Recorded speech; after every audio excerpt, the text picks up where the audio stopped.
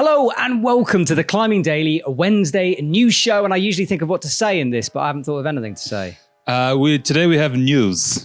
Very good.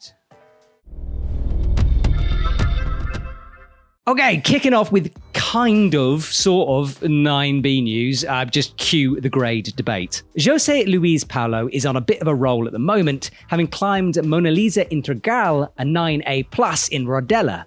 He's repeated the 60-meter mega route Apocalypse de la Gioconda, a potential 9B. The route was first put up by Jonathan Flor, who reckoned it was about 9B, but Jose does suggest that he thinks it's about 9A+. As a second ascent, the jury is still out on the true grade. This is the discussion for the 9B counter. 60 meters, number one. 60 meters. 60 meters. One absolute beast of a route. The first ascent by Jonathan Flor. I think I've said that wrong as well, isn't it? Like Jonathan? I feel like I've said it wrong. Apologies. Jonathan Flor. 60 meters is about 6 of my preferred route lengths. 60 meters. Yeah. 6 meters. Yeah, I'm a 10 meter kind of guy. Just get started, do some hard moves, top out, done. Couple of boulders, basically. Yes, on top of each other. Yeah. 60 meters. 60 meters. We will have this chat in the 9B counter because obviously it could be a 9B, could not be. I'll hold that thought. I guess the argument is whether there's two ascents. One person says 9B. This is 9B. The next person says 9A+. Who gets... What grade is it? Exactly. Maybe the 9B counter. Okay, speaking about grades with a B in it, there's been one in America. Bean one? Bean. 8A.nu has reported that 22-year-old climber Katy Lamb, who recently came third in the USA Lead Nationals, has managed to climb her first 8B boulder. Nothing but sunshine in the Rocky Mountain National Park. She managed it in just one day, climbing the 8A+ boulder Element of Surprise in the same session. Katy, who normally climbs indoors, has managed impressive ascents of 7 other 8A boulders this year. So Katy Lamb, a climber that I've not really heard much about, but she has just graduated from university. Okay. So that means that she is probably cleverer than me. Yep. Did you not? You graduated from university? I did, but with a very poor grade. What was it? What was it? I got a 2-2. A 2-2? Mm-hmm. 2-2 was a racehorse. 2-2 was a racehorse. 1-1 was 1-2. And I got a grade of 2-2. Woo! Woo! We're streaking! We're streaking! But yeah, she came third in the Lead Nationals. So I think I should have heard of her, but I haven't. No, I haven't really either, to be honest. But watch this space because she's been on a rampage recently. Like many other indoor climbers who are going outdoors. Yeah. She's getting stuck in. Well, you say this, but it all might be about to change because, as we know, comp climbing hit hard by Corona, but the IFSC have just released a rescheduled schedule of the World Cups. The IFSC has rescheduled the Lead World Cups across the world, starting from August in Briançon, France. The tour will then go to the US and finish in China in December. The comps will take place under the new Corona guidelines, which includes social distancing, hygiene, and PPE rules. It's a quick one, this, because it's just a press release we were sent. But what's interesting is the amount of people who are sort of being like, yay, might be a bit early. Circuit climbing especially is just kind of like, he's stuck in New Zealand. He's like, I can't come over for one comp in Europe. There's going to be, the big issue is insurance, right? Because let's say you're an athlete and you go to America and you get coronavirus, you're going to have to pay a lot of money in the system to get yourself sorted out. Yeah. And companies are being tricky with travel insurance and medical insurance for that. Now, to kind of counter this, the IFSC are aware that a lot of athletes won't be able to attend. So no points are being attributed. Okay. The world rankings won't be affected, and there's no cup at the end of the season. So the idea is that it's just to get things moving again, get some money back into it, because the IFSC really only get paid when people put events on. Sure. It's to get everything kick-started, but whether we're going to see many athletes actually go into these things, whether it'll be more like almost like a national kind of thing, European athletes in Europe and then American in America, I don't know. It feels a bit early perhaps, but this is what's been released. People are getting excited by it. I'm getting excited by it. So potentially at the end of August, we're going to see our first World Cup, which is cool. So I guess you could argue that people who can drive to the event probably are going to be more likely to go. Yeah, I think... So like Italians, maybe Northern Italians. Yes, but the other question is like, are athletes going to bother? If you've already, let's say you've qualified for the Olympics, you don't have anything to prove. Yeah. Why would you put yourself in that situation, apart from obviously comp practice, which I do think we'll see. We know people like, if we look at the difference between Shauna and Janja, for example, Janja always does the comp practice, Shauna does, specific events. Yep. So it's going to be very interesting to see which athletes go. and also I feel kind of sorry for the people who haven't qualified for the Olympics because they're in this tricky situation where they need that comp practice, but they're going to have to travel and it's going to be very difficult. Do you mean the guys that haven't qualified yet but still have a chance? Exactly. There's still those couple of events going on. It's interesting. It's a bit early. It feels a bit early, but it's been released, so we're going to talk about it. So yeah, I think by the time August comes around, it will feel more like it's back to normal kind of thing. I imagine, unless there's a second wave, of course. Exactly. 3 events in China, I think there is. We'll see. Well, we'll see if that happens. We know why that is, because they pay a lot of money. Yes, there's a lot of money, exactly. And there is definitely a financial thing with this. But, you know, it's like people are being tentatively optimistic, I'd say.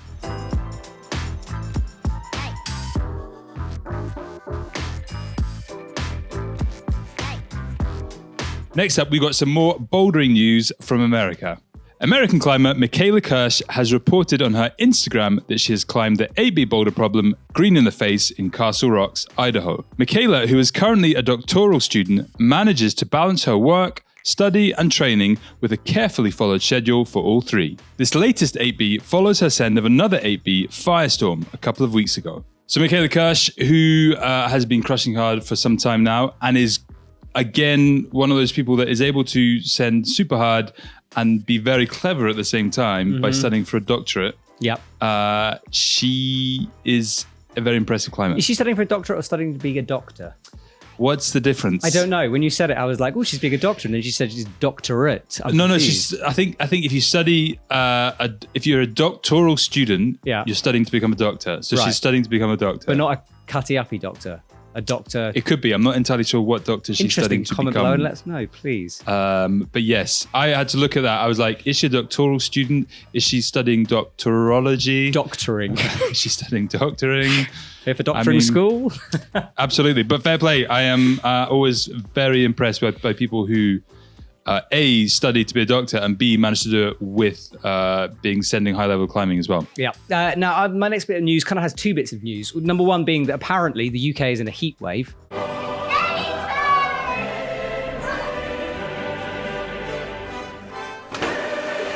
And also that Will Bosey sent a hard boulder.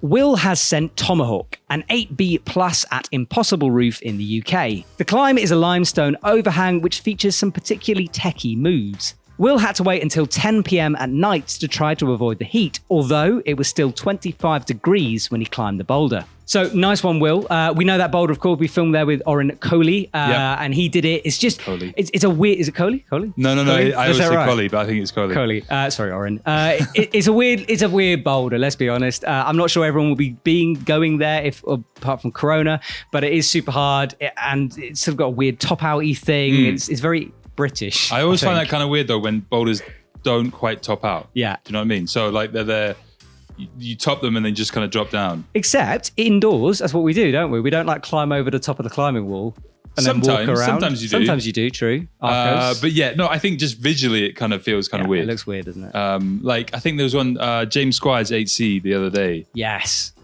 It just looks like, I mean, it kind of looks like that route in Arcos, in Animas. It's just like overhang, stop. Yeah, and that's how you jump down and shout a lot, yeah. Okay, next up, we've got a whole bunch of 9As that have been happening. So many 9As that we just grouped them together into one big 9A package. 8A.nu reports that French climber Alex Chabot has climbed his 4th 9A, Moksha, in Pic Saint-Loup in just 24 hours. Alex used to compete and won 21 World Cup rounds back in the 2000s. Next up, Spanish climber Alex Garriga has made an ascent of a 9A plus route, Circo Iberico, in Cuenca, Spain, his 2nd climb of that grade. And in Italy, 17-year-old Giorgio Tomatas has managed an ascent of his 2nd 9A, Mistero, in Andonna. Originally graded 8C, nobody has climbed it since a hold broke, making it much more difficult. Giorgio then broke another hold whilst climbing the 40-move monster of a route, and hence the updated grade of 9A. So 9A is coming thick and fast, so much so that we weren't sure whether we were going to put them in, but then we thought, let's just do a news 9A flash. It's just no thing anymore, isn't it? Just 9As. Yeah, crushing. 999. More 9As, but we're going to the USA now, and a 1999 Tommy Caldwell route has seen 2 repeats. Margo Hayes and Paige Claassen have both sent the 40-meter endurance route Kryptonite. They worked it for 6 days for Margo and 7 for Paige. A hold broke off the route, and both athletes have different opinions on the effects of that. with Paige thinking it's now harder, while Margo suggests it might be 8C plus instead of 9A. So nice one, Paige and Margo. I found it super interesting, that hold break, and one thinking it's harder and one thinking it's easier. I think that's just a really good highlight of the fact that grades are a bit sort of subjective, and it really depends on your style if you think it's harder or easier. I wonder what the height difference is between those two. Yeah, I have no idea. Don't know. I know we've got the 9B counter, but before we want to talk about the 9B counter, I just want to talk about the Austrian summer climbing series. Basically, it's a competition, kind of a national competition, but there's some German and some Swiss climbers competing as well, around 22 climbers, more or less. This will take place in Innsbruck and in other locations in Austria, and it's speed climbing, bouldering, and sport climbing. Sorry, yeah, that's one. It's taking place next week. It starts off with the Boulder Rounds, and they take place on the 8th and 9th of July, and then the 15th and 16th of July. Okay. And what's great about this? EpicTV are showing it. EpicTV is streaming it.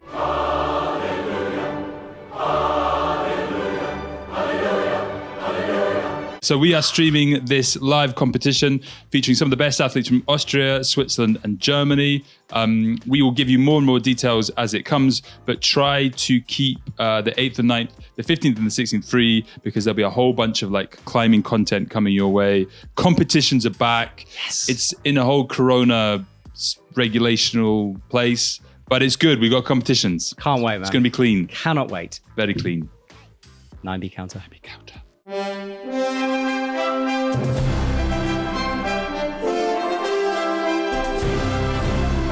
Lots to talk about today. Number one, we mentioned it at the beginning of the show, the potential 9B from Louise. I still don't know I don't know what the deal is with this. Well, if somebody climbs it and says it's 9B, and somebody else comes along and says it's 9A plus, what is it? I think we have to wait for a third person. I think that's what we've done in the past. What if they say it's 9A? Are they a woman? 9A counter. Yeah, right. I think we have to wait on this one. It feels a bit early. I don't know. I think we put it out to the peoples. To the viewers. Peoples. The peoples. Does Jose Luis Paulo get the 9B tick for that route? Let us know down below. I mean, he's downgraded it to 9A plus. He reckons it's similar to the other 9A plus he did in the same cave. He's like, it's about the same. So. Who did in the first ascent again? First ascent was by Alexander Floor. Oh no, yes, Jonathan Floor. Jonathan Floor. Yeah. So yeah, bit up in the air. I've lost my red pen, which is the women's 9A counter. There's a whole bunch. There is, and I've pre-written it in. You'll be pleased to know. Oh, sorry, I've been hiding the camera. For the podcast, that means that Matt is putting his arm in front of the camera. Hi, podcast, by the way. Nice to see you. Yo, I hope you're listening to us. We've decided, have we not? How's the audio? Is it good? Is it Pod Marmot? No, definitely podcasts and Pod Marmots. Pod Marmot. You can have a bit of both. Thumbs up for Pod Marmot down below. So Margo Hayes and Paige, they both get 1 point for the 9A. Congratulations, awesome to see that. 9B will have to wait on for the peoples. Well done. Have you already done it? I already did. You wrote their full names. It doesn't matter anymore because we've got a digital one. It's on the screen. Oh, it's on the screen now. For all the podcasts, it's on screen. It's really boring. I mean, it's not. What are you really... talking about? It's beautiful. There's colours. Yeah. Okay. Pod Marmots, go to YouTube after you've listened to us and listen to us again. Thanks, podcasts.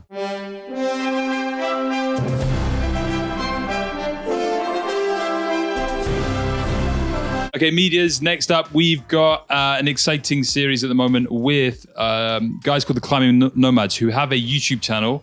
If you haven't subscribed to them yet, go and subscribe to them. They've got a very good YouTube channel. But basically, we're doing a kind of collaboration with them. And we've already done one episode of theirs. Another episode dropped yesterday. Here's a little clip.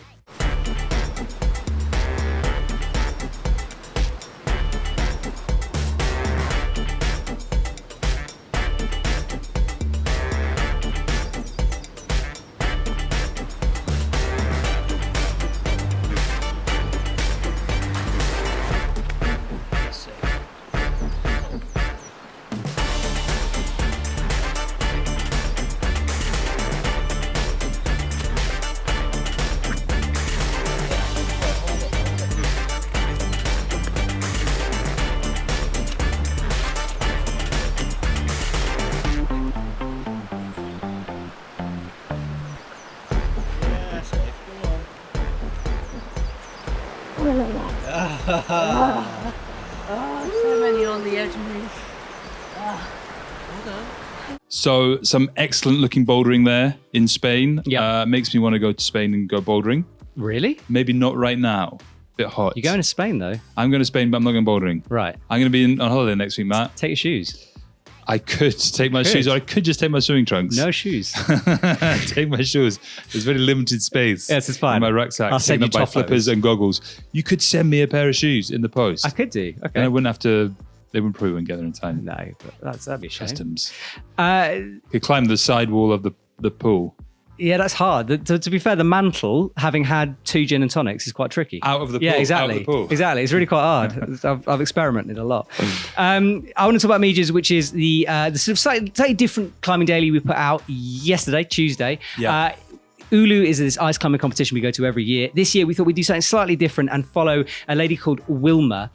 Wilma is up and coming, young athlete. She's competing in this. And we sort of followed her journey of the day. So here's a little teaser with that. On the route, there was this intellect hold. They are really small area and it's metal, so it's really slippery.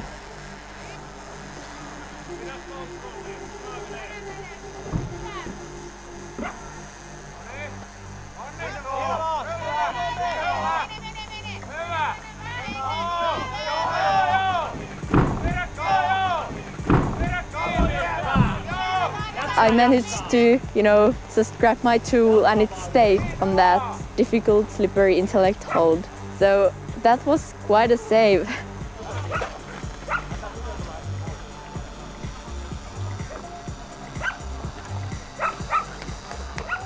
The qualification went better than I expected. I surprised myself and I did really my best and even better. Yeah, so if you don't know anything about ice climbing, Doco. That's the way to start. Bloody Doco. Yeah, it's awesome. She's really cool, and it's a nice little look at that competition. And it's especially good if you want to get into ice climbing, you don't kind of know how. It's just a bit inspirational. We are fast becoming the ice climbing channel. Maybe we should just rebrand ourselves as Ice Climbing Daily. Ice Climbing Daily. Yeah. Today the ice melted, so there's no show. Exactly. We had to go dry tooling again. Yeah, again.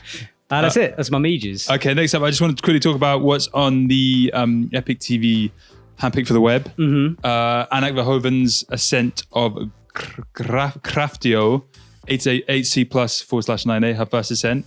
That is up there. That's the video that we spoke about last week or the week before. Yep. The video is now up there. It's on her YouTube channel. A lot of climbers coming out with their own YouTube channels. I know. Please don't. No, I think it's fine. Us. We're so far ahead of them. Yeah. That's what we said about Magnus. Yeah, right. 500,000. He'll never catch us. But yeah, so Jakob Schubert, just don't enter Ninja Warrior, all right? Please.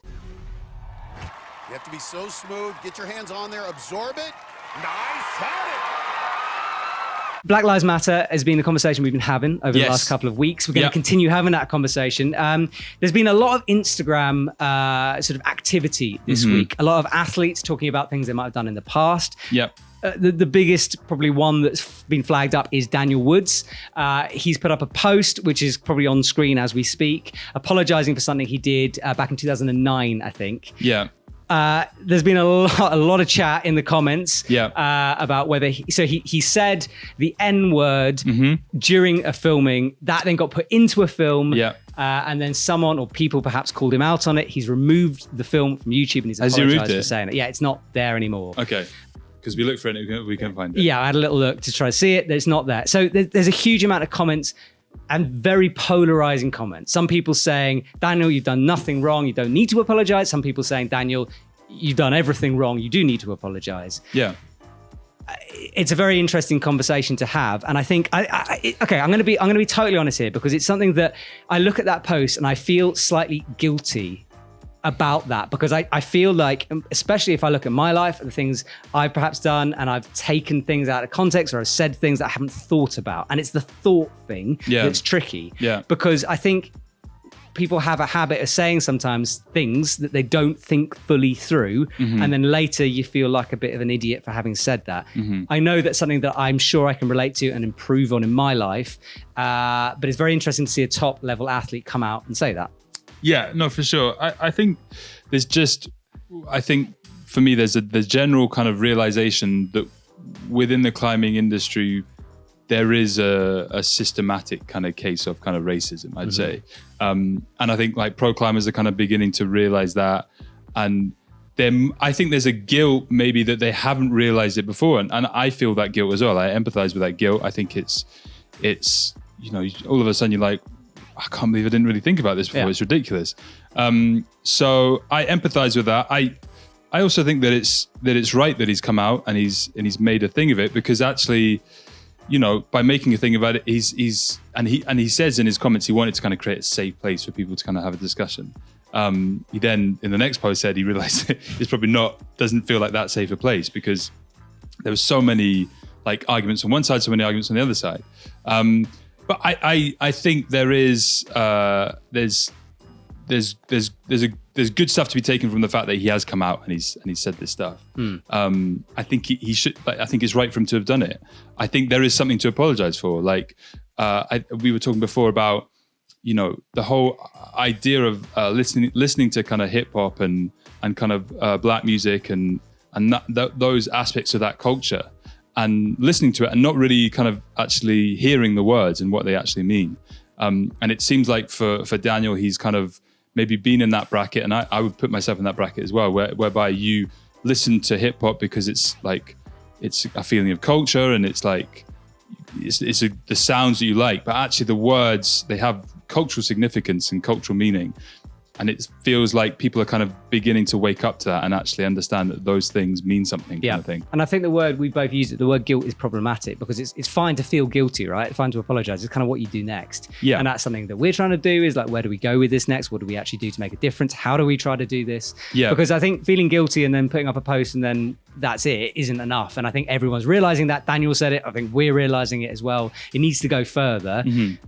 So like, cool, feel guilty, whatever, deal with yourself, and then work out how to progress things. Yeah, make it something that is positive and move forward with it. And I think for anyone saying that there isn't a systematic problem of racism within climbing, I think you need to kind of like look at it from another perspective. I believe there is one, but I think in the manner of like how we are an inclusive and a community that kind of like is open and looks to kind of take people in and accepts people no matter what.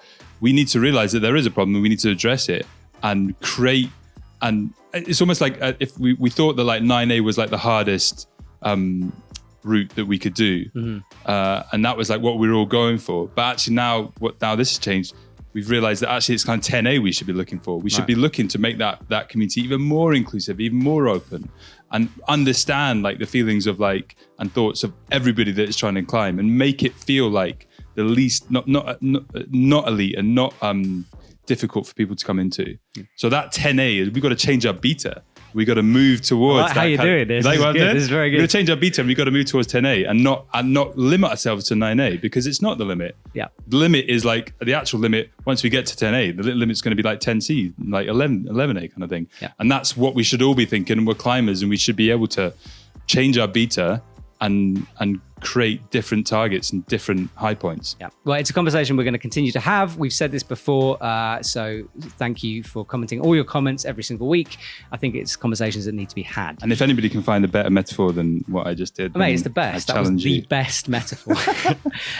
Should we do shop stuff briefly? Shop stuff. Let's do shop stuff. We're talking about sort of like the gear that you'd wear to work, like to the bar and then to the climbing wall. Yes. Sort of all-round gear. So, yes. For example, I've got this Creek backpack I love to wear, and when I was living in London, I've banged on about this all the time, but I go to work in a pair of jeans, and then I go to the climbing wall in a pair of jeans, I go to the pub in the same pair of jeans. Yes. It's that kind of stuff. Yes. The gear show this week, we're talking about backpacks that do it all. Mm-hmm. We're sort of thinking about gym climbers. Mm-hmm. There's a cool selection in the EpicTV shop. Check out the links below to the backpacks, because there's some cool stuff. What are leggings called that look like jeans, but they're like skinny jeggings, my friend. Jeggings. But I thought that was like joggings and leggings. No. That's jeggings. It's a jegging. So would you ever go for a jeggings? Like back in the day when you were like really cool, trendy, and hip, and young. Why back in the day? Wearing skinny jeans? Yeah. Would you go for a jegging? Well, I've been sent them bright green, so solid tights. Yes. I feel like it's a simple step to jeggings. So if you're a climbing brand out there and you fancy sending me jeggings, I'll wear them. Like honestly, like with like pretend pockets.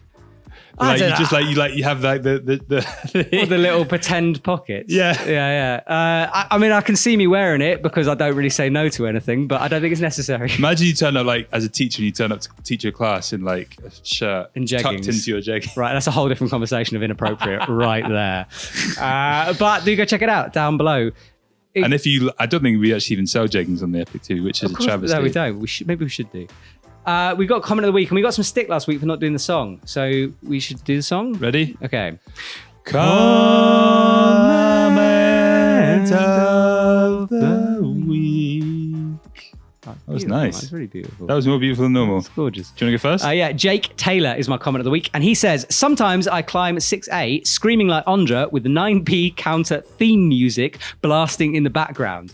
Anyone else? ? Well, number one, Jake, we just did a whole video on etiquette, mate. You shouldn't be playing that music at the crag. It annoys other people around you. But Headphones, Bluetooth, headphones, 9B send. Would that inspire you to climb 6A? 9B send music. Like looping. Yeah, just like that 5-second loop, just right in over my head. and over and over. Like whether again. I agree with it or not is now going to be in my head. I'd want to get to the top so that I could press stop. on your own head. Yeah. Again, a problem you need to talk to someone about. Yeah, exactly. Okay, my one is from Richard Bradley. It says, still love the way you obviously don't listen to each other. What?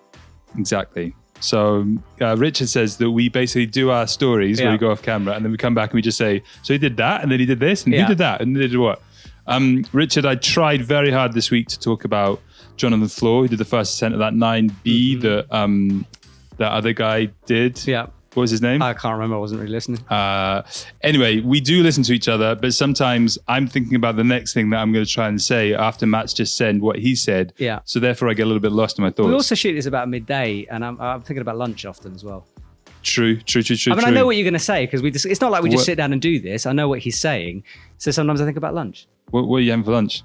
Eggs, bacon, tomatoes, and bread. That's your favourite. It's a good What about breakfast. the avocados? I've got one ripening in the bowl, though. Don't worry.